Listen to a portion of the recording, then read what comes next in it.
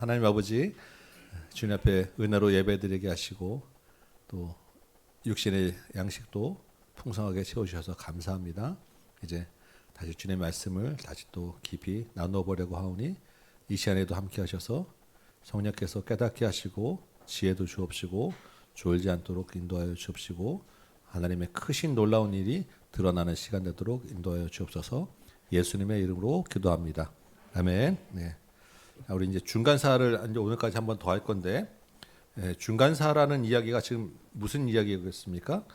구약의 끝에서부터 예수님이 오시기 전에 있었던 일들을 보는데, 그때 그 기간 동안 한 400년 정도 되는 시간에 전 세계적으로 뭐 너무 많은 일들이 있었기 때문에 그 이야기를 다 할 수는 없고, 특별히 신약의 배경이 되는 그 무대에서는 어떤 일이 있었는가를 좀 보는 거예요. 근데 저 처음 시작할 때도 말씀드렸지만 그 400년 동안에 성경은 침묵하였지만 하나님은 일하셨어요. 오늘도 하나님이 행하신 일을 지금 우리 사도행전을 통해서 봤지만 이 400년 동안에서도 역시 하나님의 행하신 일이 무엇인가를 우리가 보는 거예요. 그리고 하나님의 행하신 일의 초점이 어디에 맞춰져 있냐면 오실 예수 그리스도에게 맞춰져 있다라는 것입니다. 그래서 오실 예수님이 오시기까지 우리가 지난 시간에는 알렉산더라는 왕을 통해서 헬라어가 공용어가 되게 하시고 헬라 성경이 번역되게 하셨어요. 그 이후에 이스라엘 땅에 많은 일들이 있었는데 그 모든 시간들이 오늘도 보겠지만 다 어디를 보냐면 유대인들로 하여금 이스라엘 백성들로 하여금 오실 메시아를 바라보게 하는, 오실 메시아를 기다리는 그런 그 마음과 생각들을 다 넣어주신 거예요. 그 가운데 그게 충만하게 찼을 때 예수님이 오신 것입니다. 우리가 이스라엘 백성들이 오실 메시아를 기다렸다는 것은 그 땅의 현실이 편안하고 잘 먹고 잘 살았으면 오실 메시아를 기다릴 일이 없어요. 그렇지 않겠습니까? 지금이 조사원인데 이거 말고 이 현실을 좀 새롭게 바뀌어질 무엇을 기다린다는 것은 그 현실이 너무나도 고달픈 거예요. 그 고달픔이 극치에 달았을 때 예수님이 오신 거예요. 근데 그 고달픈 현실에 그럼 어떤 일들이 있었느냐? 우리 신약에 나오는 많은 사람들과 지명들은 어떤 생각 통해서 어떻게 해서 이루어졌느냐? 이 얘기들 잠깐 나누는 것입니다. 우리 지난주에 이제 우리가 이 하스모니안 왕가, 얘가 꺼졌죠? 나오는구나. 하스모니안 왕가라는 이야기를 했어요. 이 마카비 혁명 기억나시죠? 예. 이스라엘 백성들의 역사에는 굉장히 중요한 이야기입니다. 우리의 8.15 독립 같은 그런 광복절 같은 이야기예요. 그래서 이 마카비라는 그 마띠우스라는 제사장과 그 아들들이 왕조를 세우고 이 왕조가 계속해서 이제 이어져 내려가는데 이때부터 이제 이 메시아 강림 소망이 생겼고 요 그 메시아 왕조를 실질적으로 대물림하는 왕조는 이제 대물림하는 그게 왕조라고 이야기하잖아요. 그 대물림하는 그 왕으로 세운 게 시몬이라고 하는 아들과 힐카니스라는 요 때부터예요. 요 요한 힐카니스까지를 우리가 얘기했었는데 요때 이 사람이 굉장히 이제 이 마카비 왕조는 굉장히 율법주의적인, 그래서 정통 이 유대교를 이제 다시 부활한 그런 쪽이어서 사마리아의 그린심산에 성전이 세웠던 거 없애버리고 특별히 이 에돔이라고 하는 그 지역의 민족들을 강제로 유대교로 개종시켰어요. 그래서 에돔은 히브리식 말이고 이제 신약에서는 이두메라고 하는데 이건 헬라식 발음이에요. 그래서 이 에돔의 민족들을 강제로 유대교로 다 할례를 시행하고 이 당시 아까 설교 때 말씀드렸지만 유대인이라고 하는 중요한 표시는 할례였습니다. 그래서 강제로 다 할례를 시키고 당신들은 이제부터 유대인이야라고 강제로 이제 바꿔놨어요.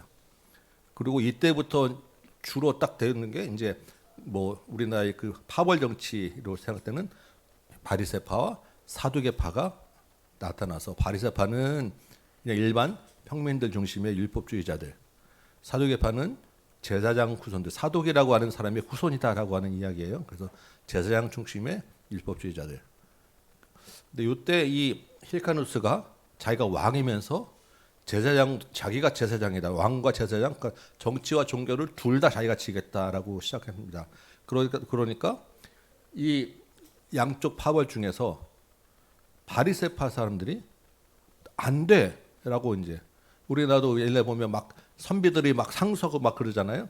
왕이시여 통촉하여 주옵소서 뭐 이런 것처럼 바리새파 제사장이 주신들은 안 됩니다. 당신은 왕이면 왕이고 제사장을 분리해야지 이게 말이 됩니까? 라고 이제 바리새파 지지들은 이야기를 이제 이렇게 하고 이렇게 이제 그 파벌 정치가 시작되는 시대에 오늘 이제 한 이야기는 오늘은 지금 여기서부터 이제 지금 시작된 게 요한 힐카누스까지 보이셨죠? 예, 여기까지 제일 위에 여기가 이제 우리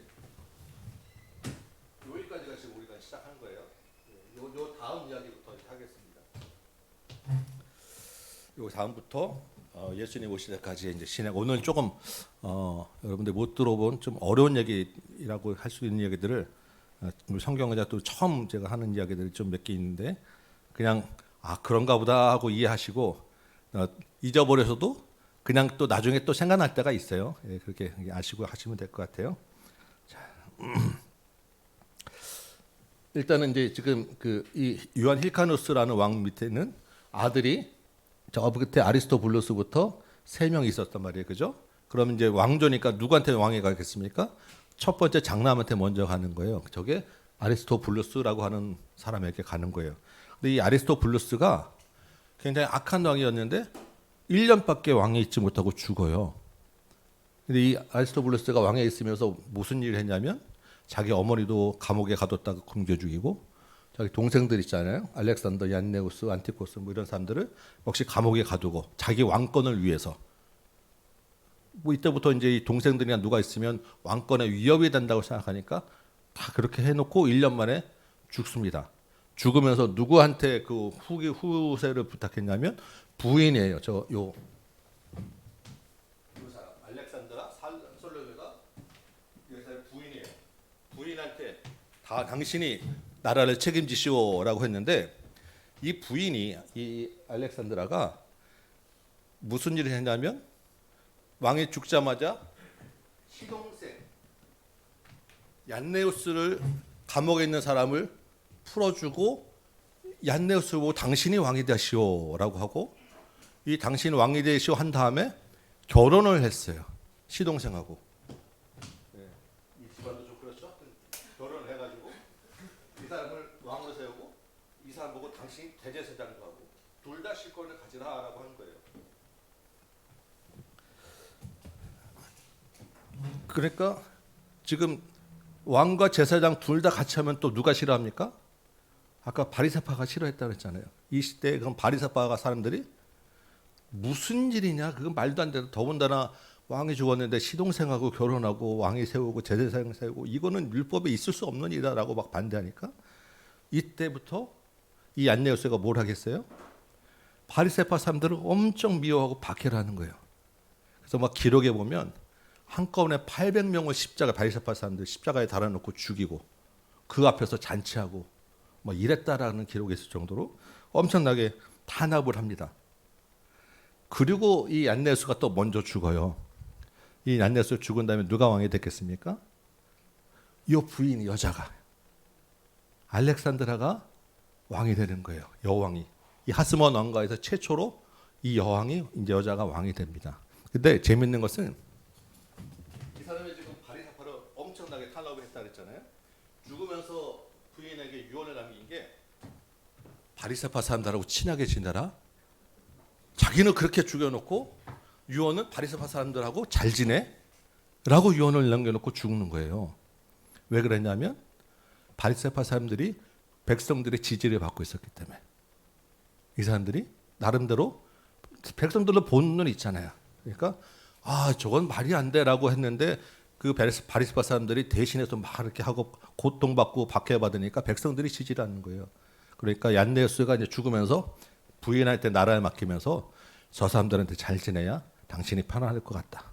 저 잘 지내라고 하고 그래서 실제로 이 알렉산드라 여왕이 굉장히 정치를 잘해가지고 이 전체 왕조 중에 거의 최고로 잘 사는 평화와 번영의 시대를 이때 누리면서 이때 또 바리새파 사람들한테 우리 남편이 죽은 남편이 너무너무 잘못했다 미안하다 사과하고 바리새파 사람들을 적극적으로 끌어들이니까 실제 이때는 그럼 누가 실세가 되냐면 바리새파 사람들이 정권을 잡게 되는. 그래서 그 전체적으로 백성들의 지지도 받고 나라도 평화하고 영토도 늘어나고 굉장히 번영의 시대를 이 알렉산드라 살로메 여왕 때 누리게 됩니다. 근데 이 사람도 이제 나이가 들으니까 죽을 거 아니겠어요? 죽고 나면 이제 아들이 이제 왕을 돼야 되는데 힐카노스 2세가 첫째고 아리스토블루스 2세가 둘째예요. 누가 왕이 되겠습니까? 첫째가 먼저 왕이 되는 거예요. 문제는 여왕이 죽고 난 다음에 이 두 아들 사이에 왕자의 난이 일어나는 거예요. 아들끼리. 이 첫째 아들은 조금 겁쟁이고 이렇게 왕이 될 만한 그런 재질이 좀 떨어지는 아들이고, 이 둘째 아들은 우리 조선 시대에 그러면 이방원 같은 아들이고, 그러다 보니까 사람들이 이 아들 편에 붙어가지고 쑤시게 되는 거예요. 처음에는 그냥 넘어갔지만, 그러니까 이 아들은 늘 겁에 질려 있고 걱정이 많고 근심 걱정 사이에서 둘 사이에 싸움이 붙었어요. 누가 이기겠습니까? 얘가 이겨요. 이겨서 올라와서 얘를 그럼 나 살려만 주면 나 조용히 살게 라고 지었는데, 역사가 그렇게 흘러가겠습니까? 첫째 아들이 가만 숨어 있으면 꼭 누가 붙어요? 와서 또 쑤시는 사람. 당신이 지금 그러고 있을 때가 아니야. 당신이 그럴 때 아니야. 라고 쑤시는 사람 중에 누가 있었냐면 요걸로 넘어가는.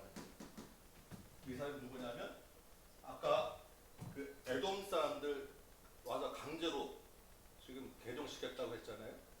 그 사람이 그때 그 에돔 사람들의 총독, 그냥 그 사람들의 이제 어떤 지방 장관이 요 사람의 아버지였는데, 요 사람이 안티파터 요 사람 때가 됐을 때 요 사람이 굉장히 수완 좋고 능력 있고 말도 잘하는 사람, 선동도 잘하고, 요 사람이 여기랑 붙어가지고 내가 도와줄게.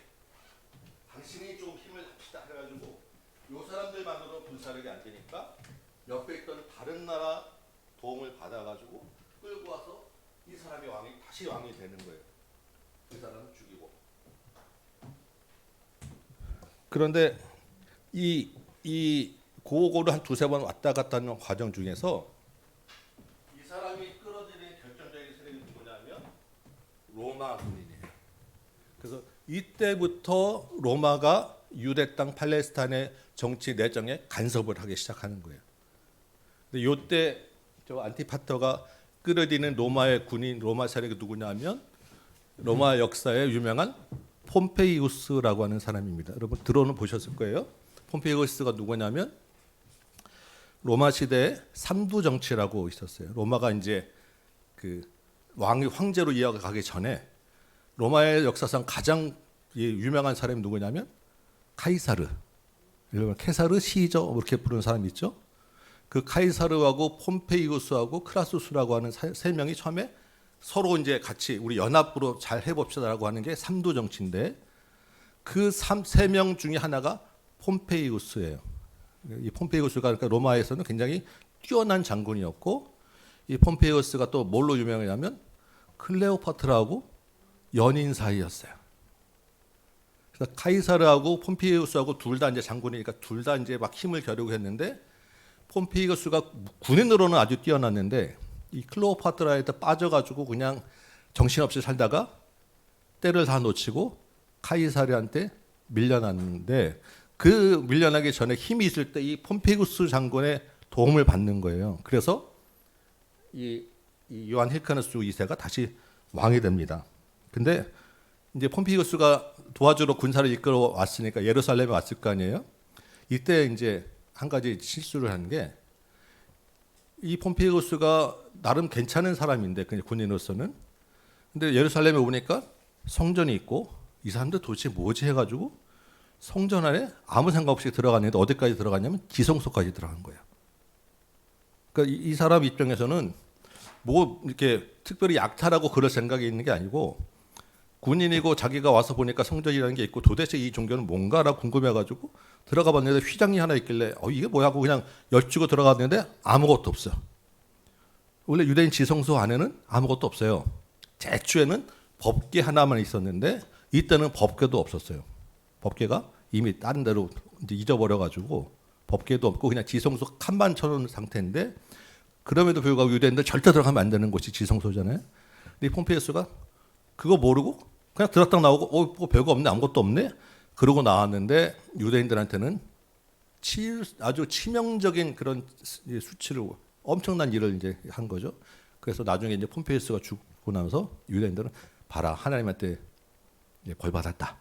뭐 이제 이런 유대인들에 대한 그 로마인에 대한 폼페이우스에 대한 반감을 가지고 있고 이 어떤 이때부터 이제 그러면 이 점점 이 유대인들에게는 성소까지 이렇게 유린당하고 침해당하게 되는데 우리는 더 이상 기대할 게 없다. 뭐가 필요해? 새 나라 새 왕이 필요해. 이러한 수치를 씻어줄 새 나라 새 왕 하나님 나라가 오면 좋겠다. 구약 시대의 선지자들이 예언한 그 하나님 나라가 빨리 왔으면 좋겠다라고 하는 마음이 막 커지게 되는 그런 시기를 갑니다.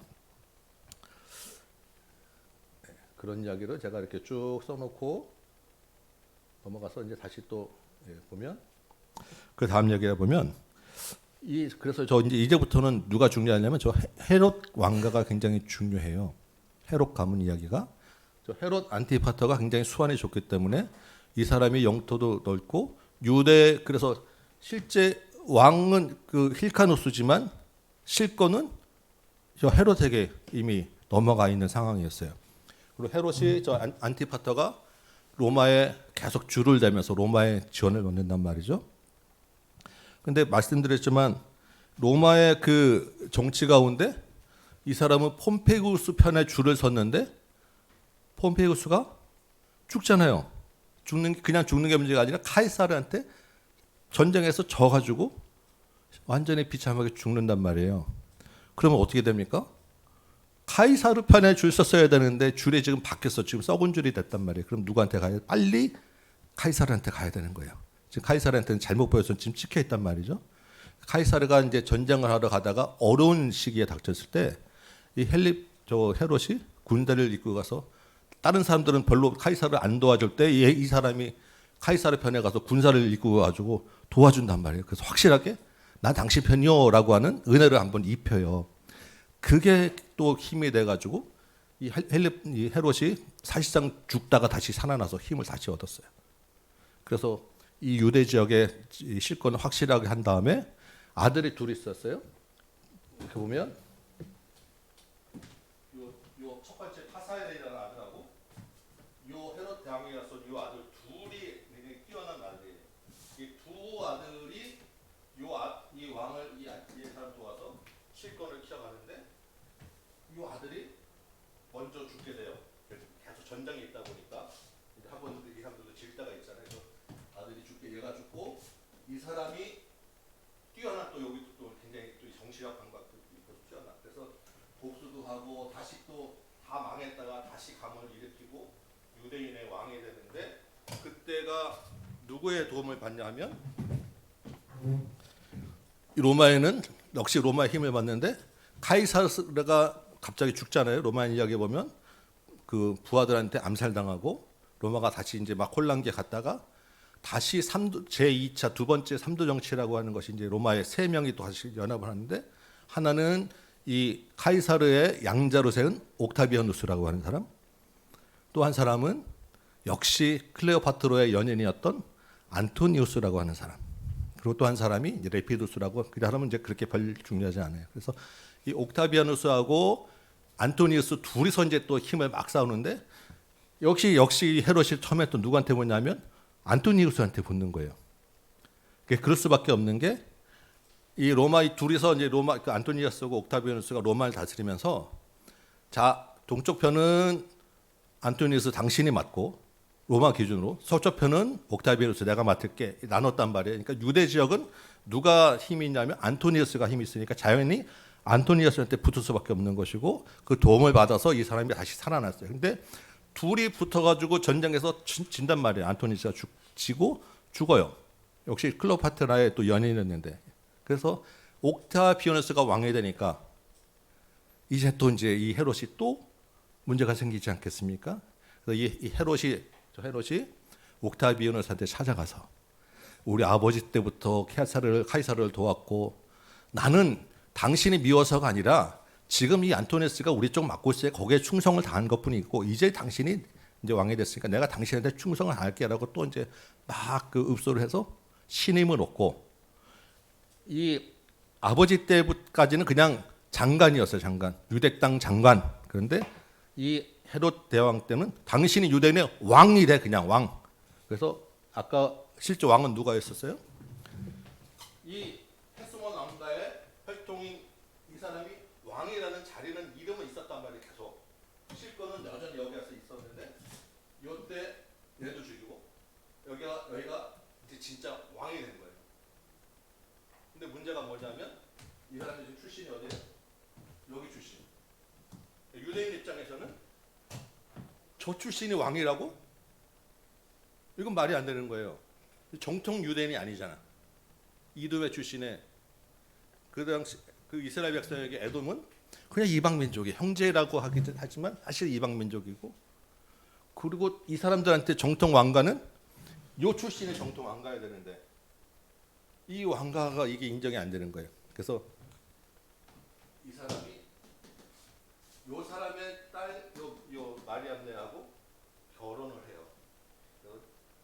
이미 이제 그 원래 부인이 있었지만 그거 이혼시키고 여기하고 결혼하면서 그래도 내가 이 왕조의 내가 사위야, 내가 한 자리 이런 정통성을 차지하기 위해서 저거 부인을 이제 왕으로 맞아들이는데, 그렇다고 해서 백성들이 이 사람을 지지하느냐? 그렇지 않은 거예요. 그러니까 이 헤롯에게는 늘 고민이 뭐가 있겠어요? 내 왕의 자리가 불안해. 백성들이 나를 정통적으로 인정해 주지 않아. 이 정치적으로는 굉장히 이 헤롯 이 왕가의 아들도 아버지도 그렇고 이 헤롯 대왕도 그렇고 대왕이라고 하는 역사의 어떤 기록이 배왕이라는 인정받을 정도로 굉장히 뛰어난 그런 사람이었어요. 정치적으로는 영토도 많이 넓히고 이런 그 로마의 격변기 가운데 나름 자기의 세력을 얻을 정도로 굉장히 뛰어난 사람인데 늘 이 왕의 자리 정통성이라는 문제가 늘 고민인 거예요. 그래서 저 헤롯이 어떤 일을 하냐면 나중에 부인도 죽이고 자기 아들도 죽이고. 이때 무슨 일이 있겠습니까?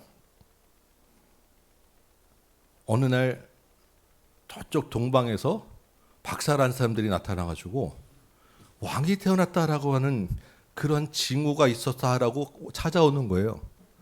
깜짝 놀라가지고 그래? 무슨 일이야? 라고 물어보는데 이때 별이 와서 왕이 태어날 것 같습니다 라고 이야기하니까 알았어, 나한테도 얘기해줘. 그러고 돌려보낸 다음에 그 유대 지역의 2살 난 밑에 아이들은 다 죽여버리는 거예요. 많이 들어본 얘기죠? 어디에 있는 이야기입니까? 성경에 있는 이야기예요. 실제로. 그래서 헤롯이 그런 일까지 하는 거예요. 그리고 나서 2년 있다가 죽어요. 헤롯이. 이때 예수님이 태어났었잖아요. 마태복음 보면 2년 동안 애굽에 피해 갔다가 너를 박해하던 너를 죽이려 하던 자가 죽었으니까 다시 돌아와라고 하는 천사의 말을 듣고 예수님의 부모들이 다시 돌아오잖아요. 요 헤롯이 그 사이에 죽은 거예요. 요 이야기가 지금 요때 있었던 일이었다. 그래서 이 헤롯이 마지막까지 다음 왕을 아들을 계속 몇 명씩 죽였으니까 다음 왕을 누구를 세울까 하는 유언장을 6번을 고쳐요. 오늘은 당신 너 해 했다가 아니야 너 안 되겠어 다시 이 사람이야 아니야 안 되겠어 이거를 6번을 바꾸고 아들을 계속 죽이면서 고민하다가 결국 어떻게 하냐면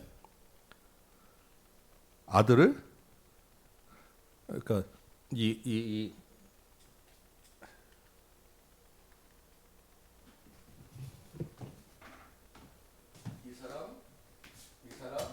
사람 쪼개 혼자 다스리던 땅을 세 사람한테 쪼개가지고 니네가 나눠서 해라고 그러고 죽는단 말이죠. 저 헤롯 때 그래서 이제 뭐 굉장히 중요한 어쨌든 사람인데 헤롯이 정치적으로는 굉장히 뛰어나서 저 헤롯 때 한 큰 일이 뭐냐면 건축 사업을 많이 했어요. 이때 헤롯이 한 일 중에 제일 큰 좀 넘어가서 헤롯이 한 그 업적 중에 보면 뛰어난 게 뭐냐면 첫 번째가 가이사랴라고 하는 도시를 세워요. 성경에 보면 갈릴리 땅에 가이사랴라고 예수님이 가이사랴 지방에 가셨다라고 하는 얘기들이 많이 나옵니다. 이 가이사랴가 이때 헤롯이 지은 도시예요. 없던 도시, 항구 도시를 새로 신도시로 지은 거예요. 가이사랴가 누구겠어요? 카이사르 옥타비아누스. 가이사랴라는 말은 로마 황제를 가르치는 말이에요. 그러니까 로마 황제 옥타비아누스에게 잘 보여야 되잖아요. 지금 자기가 반대편에 섰다가 다시 이제 거기 왔으니까 당신에게 드리는 도시입니다라고 이름을 지어서 가이사랴라고 이름 지었고 이 옥타비아누스를 봉헌하는 그러한 멋진 신도시를 하나 만듭니다. 그리고 이 신도시에 이제부터 계속 로마 군인이 여기에 주둔을 해서 로마 총독, 로마 군인이 늘 여기 사용하는 로마 총독 거주지가 돼요. 예수님도 재판 받을 때 가이사랴라고 그냥 왔다 갔다 하는 거예요. 로마한테 가서 나중에 빌립 여기 누구죠? 그 예수님 죽였던 로마 빌라도 왜 여기 있을 때 빌라도가 여기랑 왔다 갔다 하고 사도행전에서 나중에 보면 여기랑 왔다 갔다 하면서 재판을 받는 게 가이사랴예요.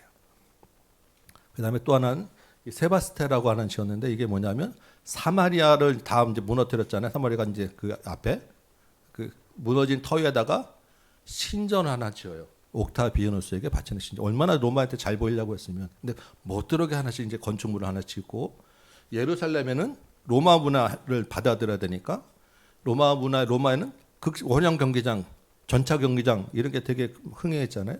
예루살렘 땅 안에 이런 것들 지어서 예루살렘도 헬라 문화 안에 계속 이제 끌어들이는 거예요. 그리고 주변에 예루살렘은 물이 없단 말이에요. 그러니까 바깥에 강가에서 물을 끓여들이는 수로 작업도 하고, 그리고 결정적으로 이 헤롯이 한 제일 큰 사업은 성전을 새로 지어요. 지금 솔로몬 때 지었던 성전이 있고, 그게 무너진 다음에 두 번째로 포로에서 돌아오면서 수룹바벨이 지은 성전이 있었단 말이에요. 수룹바벨 성전은 굉장히 작았단 말이죠. 헤롯이 그 수룹바벨 성전을 확장하고 증축해서 아주 멋진 성전을 몇십 년 동안 40년 이상 지면서 헤롯이 자기가 다 살아있을 때 완공을 못 지는 성전을 하지만 굉장히 웅장하고 멋진 성전을 지읍니다. 왜 성전을 이렇게 헤롯이 지었겠어요? 이스라엘 백성들의 환심을 사기 위해서, 지지를 얻기 위해서. 이스라엘 백성들에게 성전이 얼마나 중요한지는 아니까 그 사람들의 성전을 잘 짓기 위해서 그야말로 성경에 있는 그 기록 이 최대한 성경에 맞게 하려고 원형에 맞게 하려고 지은 성전이 헤롯 성전이에요. 그래서 뭐 기록에 보면 제사장들한테 목공하고 석공하는 길을 가르쳐 가지고 니들이 가서 지어라고 할 정도로 잘했다고 이제 이야기해요. 그만큼 이스라엘 백성들의 그 성전이 얼마나 중요한지 이 이야기는 끊임없는 이 혈통적인 약점과 왕의 정당성에 대한 문제를 보완하기 위해서 이런 일을 했더라라는 것입니다. 근데 이렇게 성전을 큰 건축을 하려면 뭐가 필요합니까? 돈이 필요해요. 재정적으로. 유대 땅이 그렇게 뭐 잘 사는 땅이 아니잖아요. 그러니까 어쨌든 그 땅에서 돈을 이제 하려면 세금을 많이 부과할 수밖에 없어요. 각종 세금, 인두세를 내고 통행세를 내고 그 세금을 많이 부과하니까 뭐가 필요합니까? 세금 거들어 다니는 공무원, 세리가 필요한 거예요. 그래서 나타난 게 세리가 있네요. 예수님 당시에 세리가 이때 이 건축을 하기 위해서 세리가 등장하는 거예요. 그리고 예수님한테 베드로 당신은 왜 세금 안 내냐 해서 동전 하나 물고기에서 꺼내가지고 하잖아요. 인두세를 내는 개인병 우리 보시면 뭐죠? 그 주민세 같은 거, 예. 통행세. 이때 다 이 헤롯 때부터 이런 것들을 하게 됩니다. 그럼에도 불구하고 이 헤롯이 유대인 지지를 못 받아요. 끝내. 그러니까 이 이스라엘 백성들 입장에서는 뭐가 굉장히 고달픈 삶을 살게 되겠죠. 메시아에 대한 그 기대와 그 갈증이 점점점 커지고 그만큼 통치에 대한 위협은 받게 되고 그러면서 아까 말씀드린 동방박사 사건도 있게 일어나고 아들이 죽은 다음에 그 아들을 그러니까 자기가 죽으면서 지역을 셋으로 나눠서 해야 되겠다라고 해서 그 세 명의 아들에게 나눠주는데 이게 지역별로 보면 이 유대 지역에 원래 그냥 그 유대 왕국은 아켈라오라고 하는 사람에게 주고 아들에게 저 위에 갈릴리 지역 그 보라색 갈릴리하고 베레아 이렇게 돼 있죠. 여기를 헤롯 안티파스라고 하는 사람에게 주고 저 위에 있는 지역을 빌립이라고 하는 아들에게 나눠서 주는데 우리에게 제일 친숙한 이름은 누구냐면 헤롯이에요. 안티파스. 그게 저 갈릴리 지방. 그러니까 예수님이 주로 많이 다니던 지역에 그 다스리는 분봉왕 나눠서 받은 그 총독이 누구냐면 안티파스라는데 성경에는 그냥 헤롯으로 나온단 말이에요. 그러니까 이때 이 안티파스가 주로 그 어떤 그 나올 때 우리에게 친숙한 사건은 세례 요한을 죽인 것. 왜냐하면 이 사람도 그 동생의 부인하고 결혼하고 이렇게 하기 때문에 역시 똑같이 바리새파 사람들한테 반대가 많았단 말이죠. 그래서 그런 것들을 하는 그 헤롯이 요때 이름이 나오게 됩니다. 네. 자, 이제 이렇게 해서 예수님 오실 때까지 역사는 이제 제가 자세히 설명하고 하면 너무 많은 이야기고 다 우리가 몰라도 되기 때문에 간단하게 이제 헤롯이 등장하는 이야기까지 이제 했어요. 그럼 이때 이스라엘 상황들을 정리를 해보면 왕권은 헤롯에게 있습니다. 헤롯이 이제 왕이 됐잖아요. 그 이전까지는 힐카누스나 이런 하스모니아 왕가가 명목상 왕이었지만 헤롯 대왕 때 실질적으로 드디어 헤롯 가문이 이제 왕이 됐단 말이에요. 근데 실권은 누구한테 있냐면 로마한테 있어요. 로마의 힘을 다 얻어서 로마가 내정 간섭하고 로마에게 바치는 관저 그 군대도 주둔하게 되고 그래서 문화는 헬라 문화, 로마 문화, 그리스 문화가 들어옵니다. 아까 말씀드렸잖아요. 원형 경기장 들어오고 전차 경기장 들어오고 목욕탕 들어오고 이런 그 헬라 문화가 막 들어오게 됩니다. 그러니까 유대인들은 무슨 생각하겠어요? 큰일 났다 이거 우리 언제까지 우리가 이러고 살아야 되냐. 이 과도한 세금 속에서 문화는 이방 문화 가운데서 우리가 이제 이것을 해결할 것은 메시아가 빨리 와서 약속된 새로운 나라 다윗의 나라를 회복하는 것밖에 없겠다. 빨리 그 나라가 왔으면 좋겠다. 그 메시아가 오면 어떤 일이 일어나겠느냐? 이방이 앞지어서 우리가 해방될 거야. 정치와 경제적인 회복이 일어날 거야. 이 사상이 가장 최고치로 올라가는 게 이 헤롯 시대가 되는 거예요. 그래서 이 메시아를 기다리는 이 백성들의 마음 속에 그래서 우리는 그 헤롯 문화를 따라가지만 헬라 문화를 따라가지만 이스라엘 백성들 속에 또 한 가지는 우리가 율법을 잘 지켜. 왜 구약에 보면 이스라엘이 망할 때 율법을 지키지 않아서 망했다. 그다음에 이사야나 이런 보면 여호와의 율법이 다시 시온산에서부터 나오겠다. 만 백성이 돌아와서 시온에서 율법을 배울 것이다. 이런 역사가 있기 때문에 예언이 있기 때문에 이스라엘 백성들이 우리가 그러면 율법을 잘 지키자. 율법을 잘 지키는 게 우리가 살 길이야. 라고 해서 나온 게 특별히 바리새파 사람들이 굉장히 힘을 얻게 되고요. 지지를 받게 되고요. 또한 사두개파 사람들, 에세네파라고 근본주의자들 그러면서 또한 정치적으로는 열심당원이라는 사람들. 열심당원 누구냐면 저 헤롯 암살해야지.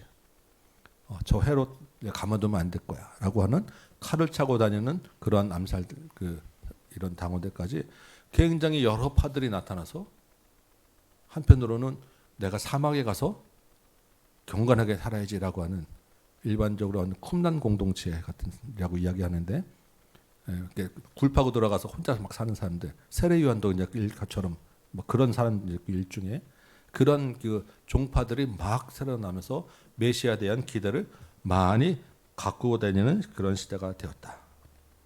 이게 이제 이 예수님이 오시기 전까지 중간사를 역사를 통해 오면서 일어나는 마지막 그런 그 현상들이었어요. 이런 시대에 예수님이 오시는 거예요. 자, 그러면 이제부터 조금 역사가 보다는 우리 신약에 들어가기 전에 유대인들의 그 생각과 심리를 한번 우리가 좀 정리를 해봅시다. 유대인들에게는 이런 생각이 있었다라는 것은 유대인 속에 무슨 생각이 있냐면 부활에 대한 개념이 있었어요. 메시아가 오면 우리도 다시 살아날 거예요. 하나님 나라 새로운 나라가 왔으니까 메시아가 오게 되면 새로운 하나님 나라가 되면 우리도 다 살아내게 될 거야라는 부활에 대한 개념이 이미 이스라엘 백성들에게 있었다라는 것입니다. 그런데 이 부활 사상이 어디서 나왔냐면 구약에서부터 나오는 거예요. 근데 이 구약의 그 바리새파 사두개파 중에서 사두개파는 제사장 출신이라고 했기 때문에 이 사람들에게는 율법이 중요하고 모세 오경만 중요해. 모세 오경에는 구체적인 부활에 대한 것을 언급하는 구절이 없기 때문에 사두개파 사람들은 부활이 없다 하고 백성들의 지지를 받고 백성들의 율법을 강조하는 바리새파 사람들에게는 보니까 시편에도 있고 다니엘서에도 있고 이사야서에도 있고 다시 부활하게 될 거라고 하는 구절들이 있다 보니까 다윗의 나라가 빨리 와서 우리도 부활했으면 좋겠다라고 생각하게 됩니다. 특별히 부활에 대해서 구체적으로 정말 있구나라고 생각하는 구절이 뭐냐면 잘 우리가 많이 알고 있는 다니엘서 12장 2절과 3절이에요. 이때 보면 마지막 때 의로운 자들이 순교자들이 많은 사람을 옳은 대로 인도한 사람이 하늘 별과 같이 될 거야라고 하는 게 이 구절이거든요. 그러니까 의로운 사람들은 그리고 이 의롭게 살다가 죽은 사람들은 다시 새로운 나라가 메시아가 와서 새로운 나라가 되면 부활하겠구나 이 생각을 하게 되는 거예요. 이스라엘의 회복의 때, 이스라엘 회복의 때라는 건 메시아가 올 때 이 죽음 당한 자들은 다시 일어날 것인데 특히 의로운 자들이 일어날 것이구나. 근데 이런 내용이 이제 다니엘서만 해도 벌써 이제 예수님 오시기 전에 500-600년 전에 쓰였던 책이잖아요. 근데 이 당시까지 오면 마카비서 유대 문헌도 여러 마카비서라는 것도 있고 솔로몬의 지혜서라는 것도 있고 요세푸스의 기록도 있고 유대 여러 가지 문헌들이 있는데 그 문헌들에 점차적으로 이런 사상들이 구체적으로 기록이 되면서 이런 사상들이 부활에 대한 소망들을 이 사람들이 막 가지고 살아요. 죽음 위에 새로운 생명을 우리가 얻는다라는 것을 자기들이 보는 쪽에서 문자적으로 이제 확실하게 기록하면서 생각을 하면서 산다는 것입니다. 그러니까 다가의 세대에 하나님 나라가 임하게 되면 의인들이 그 나라에서 살 것이니까 그러면 어떻게 살아야 되겠다? 우리도 의인으로 살아야 되겠다. 의인으로 사는 방법은 율법을 지키는 거야. 이게 이스라엘 사람들에게서 율법이라는 것이 너무나 중요한 사상으로 머리에 들어가는 거예요. 그냥 율법이 아니라 의롭게 살아야 마지막 때 메시아가 오면은 내가 다시 살아난다, 부활한다라는 것을 이 사람들이 믿었던 거예요. 그러니까 이 사람들에게는 율법이 그냥 하나님의 말씀 이상으로 너무너무 중요해서 우리 오늘도 봤지만 이 유대인들에게 율법이라는 것은 조상 때부터 지금까지 자기들의 모든 부활을 약속해주는 그런 생각이 되었다. 특히 예수님 오실 그 당시에는 이런 부활과 연계된 그런 소망으로 율법이 이 사람들에게 자리 잡혀야 되었다. 그러니까 죽음을 기다리면서 새로운 생명을 몸으로 부활할 것을 생각하면서 율법을 너무너무 잘 지켜야 된다 강조되는 시대에 살았다라는 거예요. 예수님 당시 바리새인과 유대인 사이에 의인들이 부활하는 하나님 나라를 기대하는데 이게 성경에도 이 보면 기록이 있어요. 그러니까 이 사람들의 이런 생각을 가지고 있다라는 것이 요한복음 11장에 11장 17절에서 24절을 보면 이게 어떤 내용이냐면 죽은 나사로를 다시 살리는 내용입니다. 여러분 대충 내용 아시죠? 이 나사렛의 무덤 앞에서 나사로의 여동생 마르다하고 마리아하고 마르다 둘이 있었잖아요. 근데 마르다하고 예수님이 하신 이야기가 있어요. 너무나도 이 마르다가 슬피 울고 둘이 우니까 예수님이 네 오라비가 다시 살 것이야 살리라라고 예수님이 말씀하십니다. 그 예수님의 의도는 다시 지금 살려줄 거라고 예수님이 말씀하시는 거예요. 근데 이 말들은 마르다가 뭐라고 얘기하냐면 네 주님 맞습니다. 다시 부활할 것입니다. 그런데 언제 부활하냐면 마지막 날 부활에는 내가 다시 살 줄을 압니다. 라는 이야기를 하는 거예요. 그랬더니 예수님이 그 얘기를 듣고 그게 아니야 라고 하고 다시 그 실제적인 부활을 일으키시는 장면인데 이 당시에 유대 땅의 여자들은 교육받거나 뭐 이런 사람들이 아닌 거예요. 그리고 마르다가 귀족 집안도 아니고 굉장히 평범한 어떻게 보면 더 하층의 사람인데 그 여자의 입에서도 이런 부활에 대한 이야기가 나왔다라는 것은 이 당시 사람들 전체적인 그런 개념이 마지막 날에 부활에 대한 것들을 생각하고 살았구나라는 것을 우리가 이미 알고 있는 거예요. 부활에 대해서. 그러니까 예수님의 부활과 다른 개념의 부활을 갖고 살아갔는데 예수님이 그것을 하나씩 자기가 보여주신 거란 말이죠. 그래서 예수님이 십자가에 달리실 때까지 제자들은 예수님을 따라다니면서 이 마르다와 똑같은 부활의 개념을 가지고 살았어요. 그래서 예수님 앞에서 무서워서도 도망가고 예수님이 잡혀가니까 도망갔지만 한편으로 이건 아니구나. 내가 3년 쫓아다녔던 예수는 실제 메시아인 줄 알았는데 메시아가 아니구나 라고 생각을 한 거예요. 그런데 그리고 다 이제 돌아가시고 뭐 부활하실 만났음에도 불구하고 막 하다가 다시 베드로를 비롯한 제자들이 예수님 메시아라는 것을 확실하게 갖고 온 것은 부활하신 예수님을 직접 만나서 그 부활을 경험하면서 이게 내가 알았던 부활이 그런 부활이 아니라 진짜 부활이고 내가 쫓아냈던 예수님이 진짜 부활했구나. 그래서 그럼 부활했으면 어떻게 되지? 하나님 나라가 온 것이구나 라는 것을 생각하고 깨닫게 된 게 실제 부활인 거예요. 부활을 통해서 그래서 예수님이 부활한 게 없었다고 하면 제자들도 그렇게 3년 쫓아다니면서 말씀을 들었어도 예수님을 실제 메시아로 인식하지 못했을 거예요. 그러니까 이 부활을 통해서 하나님 나라가 시작되었다라는 것을 믿게 되었어요. 그래서 이 제자들이 성령이 임하고 복음을 전하는데 바울, 우리가 사도행전에서 봤잖아요. 바울은 죽어라고 기독교인을 핍박하고 예수를 부인하고 그러잖아요. 그럼 도대체 바울은 왜 그렇게 그 기독교 예수님 믿는 사람들을 박해했을까라고 했을 때 마태복음 28장 11절에서 15절 보면 당시에 예수님이 부활한 것을 그대로 두면 안 되니까 이 유대 당국자들이 경비병들한테 돈을 주고 매수를 해가지고 무슨 이야기를 퍼뜨냐면 예수의 제자들이 와서 시체를 훔쳐갔다. 그렇게 막 퍼뜨린 거예요. 그 이야기가 마태복음 성경에 기록되는 오늘날까지 마태복음에 기록될 때까지 이 이야기가 두루 퍼지더라. 그래서 다 이 당시 사람들은 이런 줄 알았어요. 예수님이 진짜 부활한 게 아니라 예수님의 시체를 훔쳐가 놓고 부활했다고 거짓말을 퍼뜨리는 자들이라고 알았던 거예요. 바울도 그렇게 믿었어요. 근데 바울이 그렇다가 실제적인 예수님을 만나게 되잖아요. 진짜 그게 진짜 부활이구나. 부활의 예수님을 만나면서 바울이 깨진 거예요. 이제부터 하나님 나라가 진짜 온 것이구나. 그래서 그때부터 바울도 예수님의 복음을 전하는 사람으로 바뀌게 되었더라. 그래서 부활이라는 게 이스라엘 전체에서 얼마나 중요한지. 유대인들이 가지고 있던 부활 개념으로는 예수님을 인정할 수 없었지만 실제 그 예수님을 만난 다음부터는 그 사상이 바뀌더라. 그러니까 이 사람들에게는 이미 부활이라는 것이 하나님 나라하고 연결되어 있기 때문에 예수님이 부활하신 것을 만났을 때 하나님 나라가 왔다라는 것을 인식할 수 있었다라는 얘기입니다.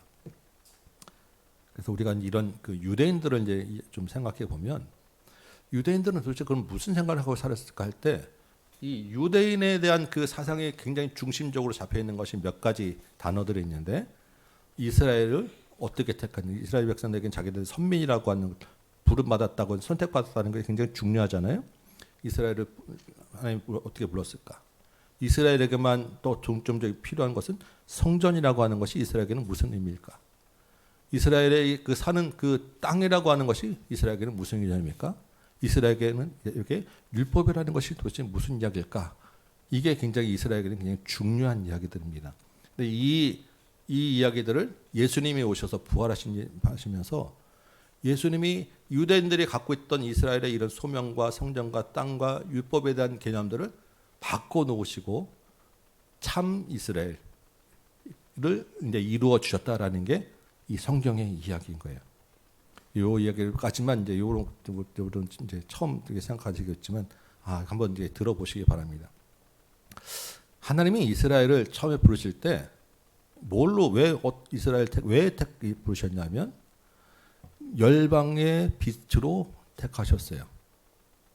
이스라엘을 부르셔가지고 많은 이방 민족들 가운데 하나님이라는 존재를 비추는 빛으로 택하셨어요. 그게 이사야 42장에 있는 말씀이고 출애굽 19장 5절에 있는 말씀이야.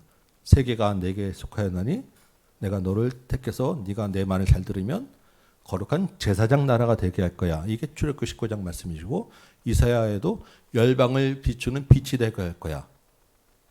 이스라엘 백성들에게는 이 사상이 꽉 차 있습니다. 근데 실제로는 자기만 딱 택했다고 해서 이 빛을 비춘 일에 굉장히 소홀했던 거예요. 근데 이 이스라엘 백성들을 열방을 비추는 빛으로 하기 위해서 주신 게 뭐냐면 율법이에요. 율법을 잘 지킴으로써 하나님을 섬기는 백성이 되는 것이 열방을 비추는 빛, 제사장 나라가 되는 그런 방법이었어요. 그러니까 이스라엘 백성들에게 율법이 굉장히 중요한 거예요. 근데 이 이스라엘 백성들이 율법을 잘 지키면, 율법이라는 것이 주로 어디서 이루어집니까? 율법의 내용들 대부분 성전에서 그 일들을 하는 거예요. 제사를 드리고 하는 것이. 그러니까 율법을 주신 하나님이 이스라엘 백성들과 함께 있다라고 하는 그 표시가 성전이에요. 그래서 이스라엘 백성들에게는 성전이 그 마지막까지 예레미야에도 성전이 무너지지 않았으니까 우리는 망하지 않아. 하나님이 우리와 함께 계셔. 하나님이 이스라엘과 함께 있다라고 하는 그 표시가 성전인 것입니다. 근데 성전이 파괴됐잖아요. 왜 파괴됐습니까? 이 같이 우리가 생각해 보면 이스라엘 백성들이 하나님의 율법을 지키지 않았어요. 우상 숭배하고. 그러니까 율법이 파괴되면 뭐가 파괴되는 거예요? 성전이 파괴되는 거예요. 이게 그냥 우리 신학적인 개념으로 이제 이해를 하시는 겁니다. 이스라엘 백성들이 그 땅에서 사는 것은 뭐냐면 하나님이 아브라함을 불러서 네가 이 땅에 살는데 너희가 이 땅에서 나를 잘 섬기면서 살면 너희가 이 땅에 편안히 거주할 것이고 너희가 내 말을 듣지 않으면 이 땅에서 쫓겨나게 될 거야. 이게 신명기에서 약속하신 하나님의 명령입니다.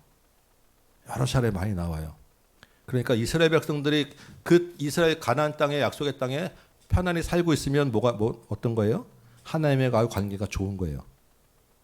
근데 하나님의 관계가 멀어지면 어떻게 돼요? 땅에서 쫓겨나요. 바벨론으로 쫓겨나기도 했지만 그 전에 다윗 시대나 이런 사사 시대 이방 민족들한테 그 땅이 계속해서 침입을 받아가지고 이방 민족들이 다스리는 땅이 되는 거예요.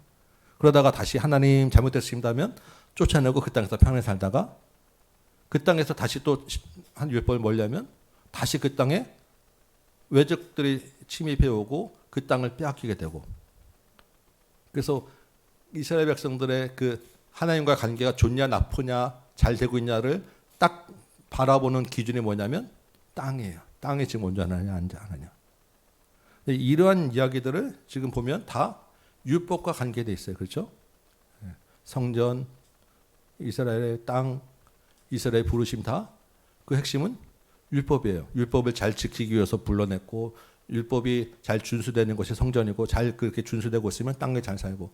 이 하나님과 이스라엘은 이런 언약적인 관계로 특별한 관계로 맺어졌는데 그 땅의 전체가 율법이라는 거예요.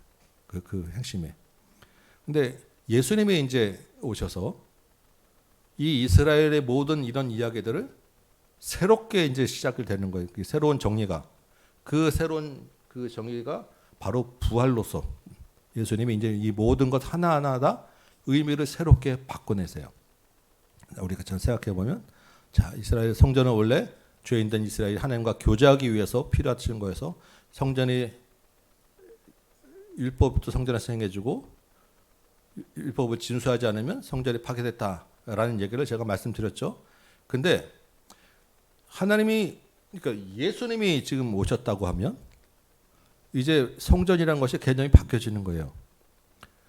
예전에는 건물 성전이었는데 하나님이 예수님을 통해서 우리와 함께 계시다라고 임마누엘이라고 하는 이름을 주셨어요. 그러니까 이제는 성전이라고 하는 것이 더 이상 필요하지 않게 되는 거예요. 그래서 예수님이 뭐라고 하십니까? 성전을 허물라 내가 그러면 사흘 만에 다시 지리라. 근데 이 말을 들으니까 유대인들에게는 하나님의 상징인 성전을 허물라고 이게 말이 되는 이야기야 해서 예수님을 죽이는 그런 결정적인 그런 일이 되는데 예수님은 자 이제는 건물 성전이 아니라 내가 성전이야라고 이것을 말씀하신 것이다라는 게 요한복음에서 요한이 해석을 해주잖아요. 예수님이 뭐라고 하셨습니까? 두세 사람이 모인 곳에는 나도 그들 중에 있느니라. 예수님이 하나님이 함께 계시는 것은 그곳이 성전인 거예요. 우리 모임 가운데 있으면 여기가 성전인 것이고 우리 예수님이 우리 마음에 들어와서 성전이 되었다라는 것입니다. 이게 신약에 와서 새롭게 바뀐 성전의 개념이에요. 이스라엘 백성들이 이걸 깨닫는 데까지 너무나도 오래 걸린 거예요. 그러면 땅이라고 하는 것은 이스라엘 백성들이 지금 하나님과 관계가 좋으냐 나쁘냐를 알아볼 수 있는 개념이 땅이라고 말씀드렸죠. 그래서 이스라엘이 하나님과의 언약 관계에 있을 때 누리게 되는 축복이 땅이다. 그래서 관계가 좋으면 그 땅에 있을 것이고 나쁘면 외적에 치입받게 되었어요. 그런데 지금 예수님이 오시게 된 다음부터는 신약에서 더 이상 땅에 대한 이야기는 안 나와요. 거의. 여러분 신약 성경 복음서 보시면서 이스라엘 백성들이 우리 땅 어떻게 됩니까? 이런 얘기는 거의 안 나와요. 왜 땅에 대한 이야기가 사라졌겠습니까? 이스라엘 백성들에게 가시적으로 보여준 땅은 혈통적인 육적 이스라엘에게 주어졌던 것이기 때문에 우리가 예수님 믿는다고 우리가 하나님의 백성 되면 우리가 가나안 땅 가서 살아야 됩니까? 그럴 수가 없잖아요. 가나안 땅에 살 수도 없어요. 그 좁은 땅에 어떻게 이 몇억 명이 간 사람이 살 것입니까? 혈통적 이스라엘에게 약속한 것이 가나안 땅이었기 때문에 구약에서는 땅이 너무 중요한데 신약에 와서 이 땅의 얘기는 신학적으로 중요하지 않은 거예요. 전 세계 어디서나 다 그냥 하나님 성전이고 하나님 나라기 때문에 하나님의 통치라는 개념으로 바뀌었기 때문에 그러니까 더 이상 땅에 대해서는 이야기할 필요가 없어진 거예요. 온 세상 그 어디나 하늘나라가 된 것입니다. 이해되시죠? 왜 신약에서 이제 구약과 신약에 이제 넘어가는 이제 우리가 이제 신약을 봐야 되기 때문에 이 개념을 이스라엘에 대한 개념과 이 개념을 좀 우리가 좀 잡아야 돼서 이 말씀을 드리는 거예요. 그 다음에 이제 중요한 게 이스라엘에게는 결국 이 모든 것은 이스라엘 백성은 율법으로 다 모아졌다라고 말씀드렸어요. 그 율법에 잘 지키는 의로운 사람으로 부활을 바라보고 이 땅에 살았다라고 되었습니다. 근데 원래 율법은 왜 주어졌다고요? 이스라엘이 열방의 빛이 되기 위해서 주어진 게 율법이에요. 아까도 말씀드렸지만 구원을 위해서가 아니라 구원받은 자가 하나님의 백성으로 살아가기 위해서 주어진 게 율법. 구원받은 자가 내가 죄인이라는 것을 늘 깨달으며 하나님을 기억하기 위해서 주어진 게 율법. 그렇게 주어진 의무이자 특권이 율법이었어요. 그런데 이 이스라엘 백성들은 이 율법 준수를 통해서 종말론적 회복, 하나님 나라 그들이 기다리는 메시아의 나라가 될 것을 기다리고 살았다라는 거예요. 예수님이 참 이스라엘로 오셨단 말이죠. 그래서 예수님이 오셔서 더 이상 이제 이런 율법을 지킴으로써 열방의 빛이 되는 것은 이제 그 시대는 끝난 거예요. 이 구약 시대는 율법을 지켜야 되지만 예수님이 율법의 완성이 율법 자체이시기 때문에 이제는 열방의 빛을 예수님 믿는 거로 비추면 되는 거예요. 그러니까 구체적인 율법 하나하나를 지킬 수가 없게 되었다라는 것입니다. 지킬 필요가 없게 된 거예요. 그러니까 구약 시대 이 유대인들에게는 안식일이라는 것이 너무너무 중요한데 예수님이 뭐라고 했어요? 내가 안식일의 주인이야. 성전 너무너무 중요한데 내가 성전이야. 그러니까 보이는 계명으로 준 것들은 이제 그것 때문에 거기에 목말려서 그거 지켜야지 부활할 거야. 그거 지켜야지 내가 의로운 자가 될 거야 라는 개념은 없어지고 예수님으로 그 자리를 모든 걸 다 대체했단 말이죠. 이스라엘 백성들에게는 이 예수님이 도저히 메시아라고는 받아들일 수 없고 인정할 수도 없었어요. 왜냐하면 자기들이 메시아가 오면 어떤 일이 일어나야 되겠습니까? 율법이 잘 지켜져야 되고 완성돼야 되고 땅이 유대인에게는 가시적 축복이 땅이잖아요. 그래서 지금은 로마한테 억압받고 있으니까 메시아가 오면 땅이 회복되어야 되고 열방의 빛이 돼서 온 민족 중에서 자기네가 뛰어난 이름이 되어야 되는데 지금 온 민족 중에서 아무것도 이스라엘을 잘해주거나 이런 게 아니잖아요. 완전히 지금 최악 중에 최바닥으로 지금 떨어져 있었잖아요. 아까 봤지만 이스라엘이 기대한 그런 방식으로는 예수님이 메시아가 될 수 없는 거예요. 거기에 예수님이 한 번 더 하죠. 성전을 헐고 다시 짓겠다고 하시고 그러니까 이 복음서에 보면 세례 요한이 제자들을 예수님한테 보내서 뭐라고 묻습니까? 당신이 그 오실 메시아입니까? 묻는 거예요. 세례 요한이 처음 예수님이 봤을 때 하나님의 어린 양입니다 라고 했는데 그런 줄 알았는데 지나고 보니까 세례 요한조차도 이런 유대적인 사고를 봤을 때 일어나야 될 일이 안 일어난 거예요. 세례 요한이 뭐라고 했습니까? 처음에 회개하라 천국이 가까웠느니라. 그 천국의 세례 요한 개념에는 메시아가 와서 이제 곧 심판하고 나라 뒤집을까라고 하는 개념이 있기 때문에 회개하라 큰일 났다. 이제 금방 도끼가 놓였다라고 했는데, 그리고 예수님이 오는데 진짜 메시아거든. 진짜 큰일이 일어날 거야 했는데 시간이 지나고 자기가 죽게 되고 감옥에 갇혔는데도 보니까 아무 일도 안 일어나고 있으니까 진짜 당신이 맞습니까? 라는 세례 요한도 질문하게 되는 거예요. 그러니까 다른 유대인들은 오죽하겠냐고요. 그 예수님이 지금 그 메시아가 지금 누구랑 다닙니까?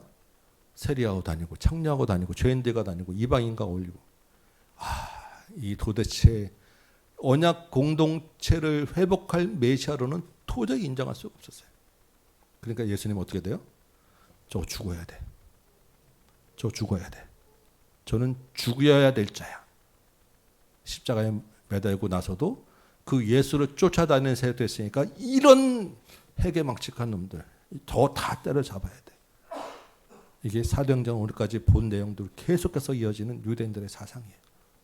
왜 이렇게 유대인들은 예수님을 미워할 수밖에 없었는지, 왜 예수님을 죽여야 될 수밖에 없었고 기독교를 멀리할 수밖에 없었고 저렇게 뿌리 깊게 율법을 강조하고 저렇게 살아야 됐는가라고 하는 내용들이 중간사를 통해서 그 배경들 속에서 우리가 흘러나와서 이 사람들 앞에 사로잡혀 이렇게 넣어 있는 그 생각들을 우리가 보는 거예요.